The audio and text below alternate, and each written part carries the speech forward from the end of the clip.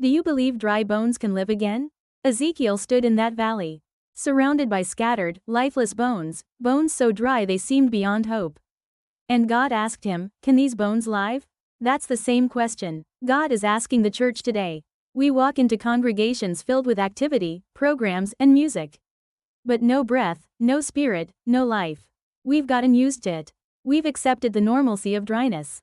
But God is calling us, like Ezekiel, to stand in the middle of these bones and believe again for revival, for life, for the breath of the Spirit to return. Revival doesn't begin with mass events. It starts with one heart, yours. You have to decide, are you content with the way things are? Or do you long for the fire of God to fall again? In the book of Joel, people didn't cry out until the land was already destroyed.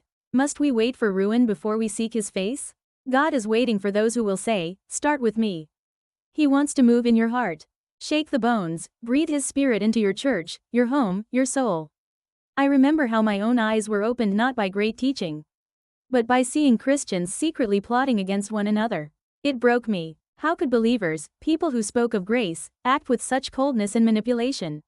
But even in that brokenness, God was teaching me the church is sick. And the answer is not better strategy or louder music. It's the breath of the Spirit. That's what changes everything. We tried programs. We trained people to evangelize. But still they stayed home and prayed. Because the truth was, their hearts weren't right. They didn't need more knowledge. They needed an encounter with God.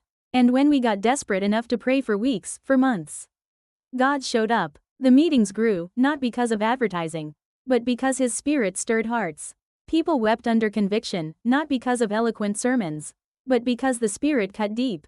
Children led prayer meetings. Adults fell to their knees. A man, trembling under conviction, cried out, "I've got to be right with God.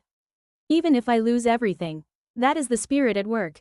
That is revival. It doesn't come by chance. It comes when we prepare the way. When we remove every obstacle in our hearts.